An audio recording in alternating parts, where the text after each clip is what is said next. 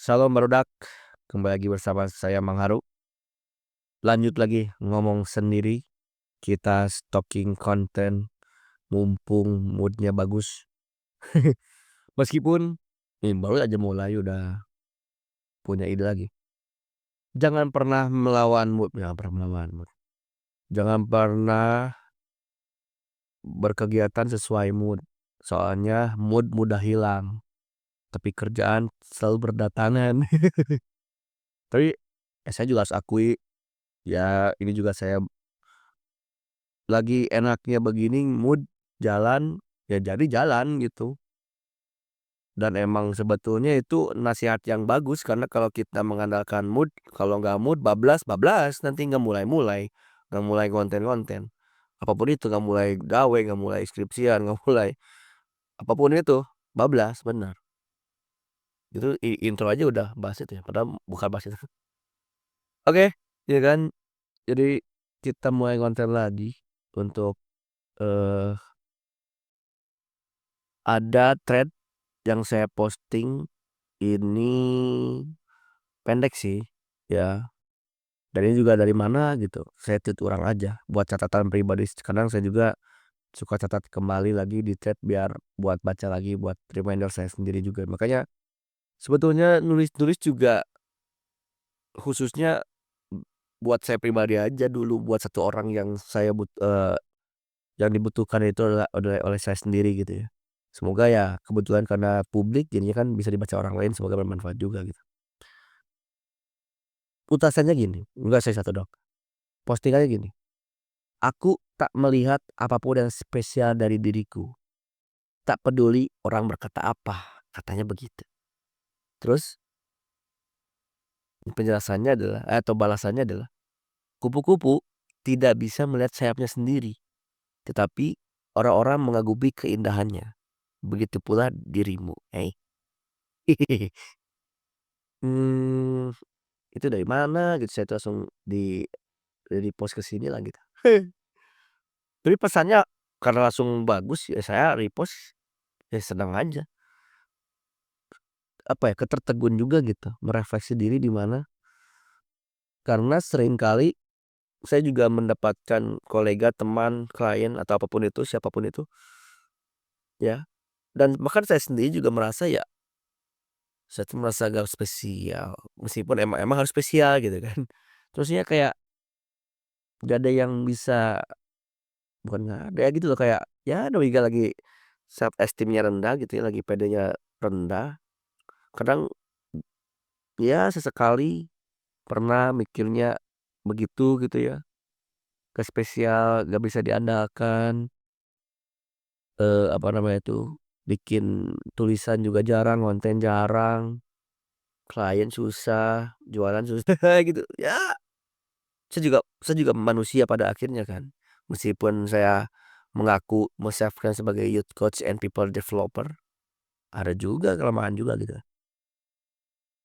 Makanya tak peduli orang berkata apa, saya merasa saya kurang saya nggak spesial, saya merasa ya begini. Kurang kurang kurang kurang gitu kan. Ya mungkin kawan-kawan juga relate juga kan sampai saat ini juga masih merasa begitu. Terkadang saya juga masih gitu. Jadi ya we just a man, ya kan. Tapi kadang kalau gitu terus kan berbahaya ya karena jadinya bablas nanti. Keenakan kita. Soalnya ya ngeluh ngeluh tuh enak gitu. Masalahnya keadaan nggak berubah jadi nanti bablas, hati-hati. Mending sudahi aja. Kalau sudah sadar cut off, berhenti. Nah, terus balasannya ini gitu kan, kupu-kupu tidak bisa melihat sayapnya sendiri, tetapi orang-orang mengagumi keindahannya. Nah, sebelum ke situ langsung saya searching, emang iya kupu-kupu nggak bisa lihat sayapnya sendiri? Soalnya siapa tahu kan hanya kiasan gitu kan. Ya kiasan juga sih nggak apa-apa juga, orang itu mah kan gaya bahasa ya, ya udah. Cuman jadi kepo itu si ketiban itu, kupu-kupu tidak bisa melihat gitu, saya ikut searching ternyata bener. Jadi kayak apa katanya di si penjelasannya itu, di artikelnya tuh, ya emang matanya itu tidak bisa melihat ke belakang gitu, maksudnya ya dirancangnya tuh lebih ke depan gitu. Jadi meskipun meskipun gini tetap nggak kelihatan gitu loh, tapi dia tahu dia bisa terbang gitu.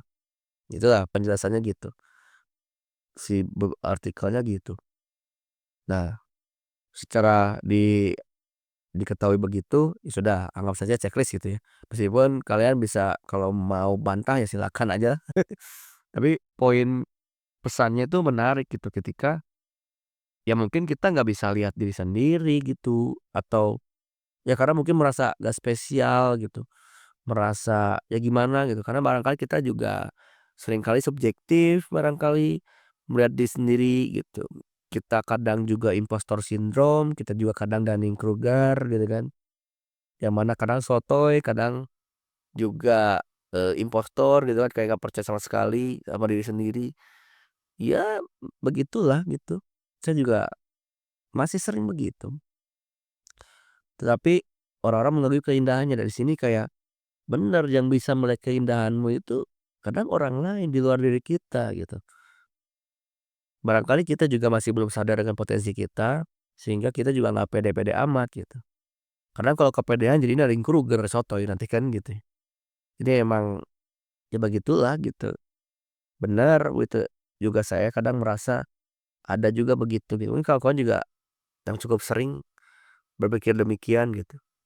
Maka kalau misalkan demikian, makanya dengan analogi, ini analogi bukan sih istilahnya, dengan dicontohkan kiasan kupu-kupu tidak bisa melihat keindahan sayapnya, tapi orang lain mengaguminya, mengagumi keberadaan sayapnya gitu ya.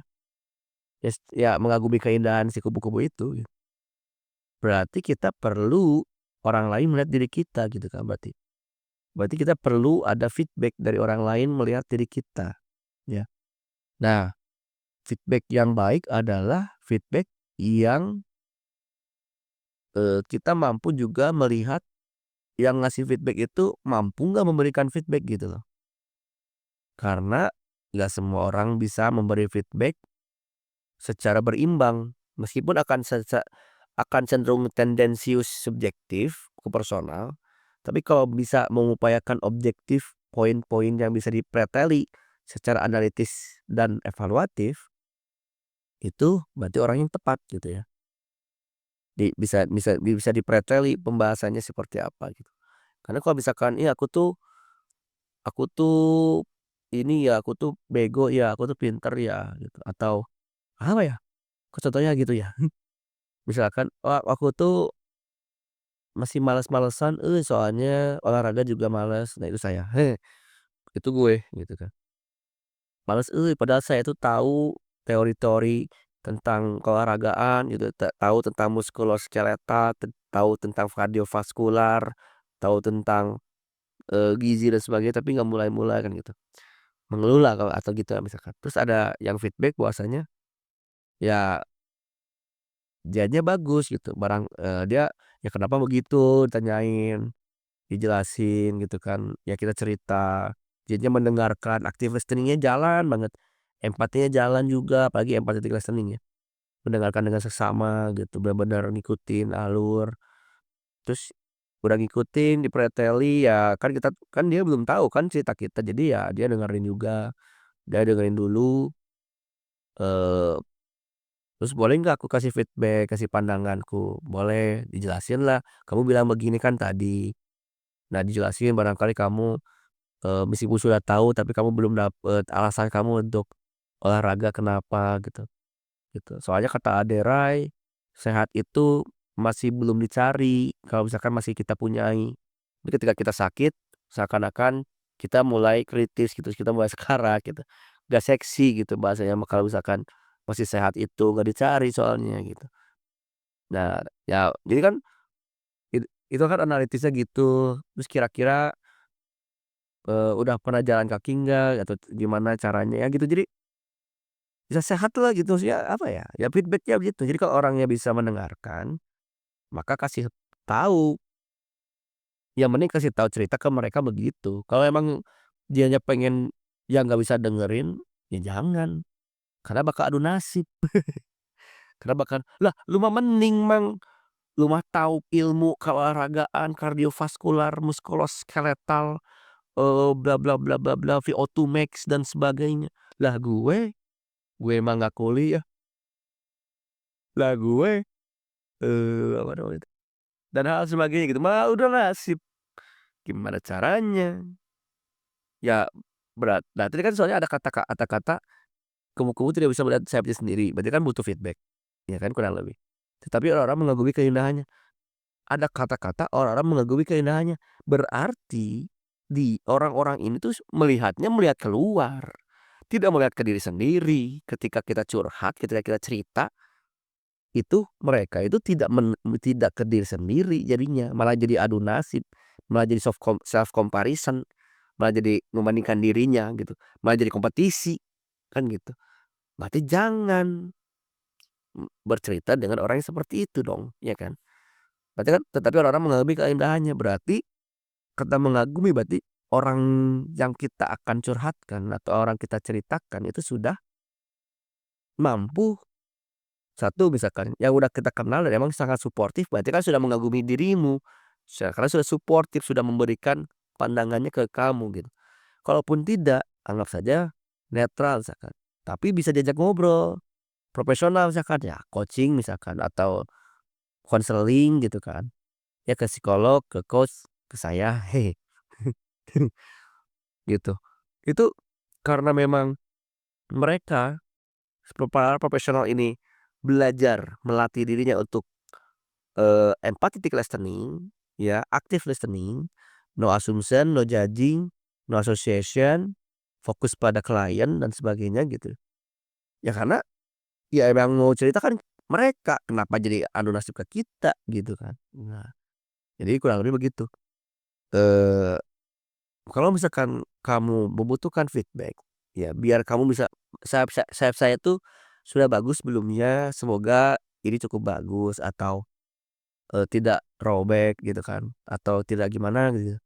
Berarti harus ada orang yang bisa melihat sayapmu benar-benar sayapmu seperti apa gitu loh, berarti kan gitu kan?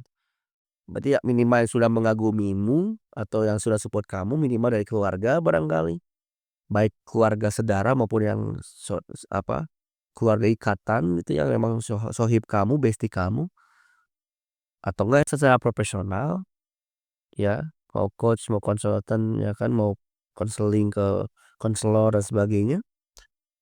Dan jangan lempar ke sosmed karena bakal aur-auran gitu, bebas soalnya gitu. Tapi kalau kamu mau lemparnya ke sosmed silakan juga sih, nggak apa-apa juga itu mah hak Anda.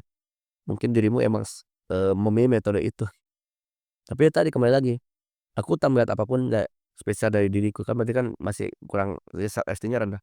Ketika kita lemparkan status itu ke sosmed, apakah akan ada yang support kamu? Ada, tapi ada juga yang, "Ini orang apa sih ya mikirnya begini?" Gitu, pasti komennya aneh-aneh. Karena sosmed itu di luar kendali kita. Orang-orang pendapat mereka tuh tidak bisa kita kendalikan. Nah, apakah kamu sanggup menerima tanggungan itu? Agar kamu itu siap-siap dikomentari demikian gitu, ya. Jadi juga harus ada orang-orang yang mengagumimu, sudah orang-orang yang memang support sama kamu, atau minimal profesional, atau minimal netral yang memang bisa diajak ngobrol, bisa diajak ini gitu, ya bisa diajak berdiskusi. Ingat sekali lagi, tips dari saya meskipun ini personal ya, bukan tentang teoretis dan sebagainya, tapi ingat akan ada pendapat yang berbalut kritik gitu ya. Maka saran saya atau tips dari saya adalah, baca dulu atau analisa dulu kritikan itu tuh apakah benar-benar kritik dengan 2 unsur, satu dalamnya adalah analitis, yang kedua evaluatif. Kalau dua-duanya ada unsur itu, berarti itu kritik, lalu baca, ambil poin yang bagus, yang kurangnya disesuaikan kembali, barangkali perlu juga. Kalau emang no point, cuman ad hominem, cuman aneh-aneh, dan no point intinya, lepaskan, ikhlaskan. Memang mereka orangnya begitu. Memang mereka orangnya begitu. 4 kata. Memang mereka orangnya begitu. It is what it is, 5 ini mah. Shoganai ne Shoganai sih 3 ya. Ne-nya mah ne-nya mah asa ini doang apa, imbuhan doang. Gitu ya. Dari satu postingan saja pembahasan ini pasti muter-muter ngalor ngidul sudah 15 menit. Siapa juga yang mau nonton ini? Tapi yang sudah nonton, terima kasih banyak sudah mendengarkan sampai akhir. Respect paling tinggi. Semoga bermanfaat umumnya bagi kita semua, khususnya bagi saya pribadi sebagai refleksi untuk mendengarkan kembali yepingan sendiri ini ngomong apa ngalir ngidul kayak gini. Yang jelas kita ulangi lagi kutipan yang tadi bahwasanya oh enggak deh, disimpulkan aja. Jika kamu merasa dirimu sedang kurang pede dengan dirimu sendiri, merasa tidak spesial apapun itu, ya, maka carilah orang yang mampu memberikan feedback kepada dirimu seobjektif mungkin meskipun pasti ada rasa personal dan subjektif, ya. Yang penting kamu tahu dengan cara 2 tadi, mereka bisa memberikan feedback dengan analitis dan evaluatif. Yang bisa bahas itu dan mereka bisa mendengarkan, ya, active listening, no judging, no assumption, no association, ceritakanlah. Kalau tidak, lepaskan. Lebih baik journaling, tulis. Mending tulis di buku catatan, journaling, dear diary. Aku tuh merasa tidak spesial karena begini-begini dan sebagainya. Mungkin lagi gak pede aja, semoga ini keluarkan isi otakku, keluarkan. Otak itu tidak dirancang untuk menyimpan memori, tapi memproses. Makanya itu karena sudah banyak overthinking di sini, tuangkan terhadap tulisan. Apapun itu, mau tulisan, mau diketik, mau gambar, apapun yang penting alurkan pikiran-pikiran yang tadi itu, alurkan, ya. Mau journaling, mau gambar, intinya adalah jangan sampai dikendalikan oleh pikiran yang begitu. Alurkan alurkan. Capek capek capek. Penuh di sini penuh. Keluarkan keluarkan. Ya, salurkan. Yang positif tentunya ya. Gambar, coret-coret yang benar, ya keluarkan, ya. Oke, terima kasih banyak. Sampai jumpa lagi di video selanjutnya. Tetap tetap melaju dan optimasikan dirimu. Bye bye.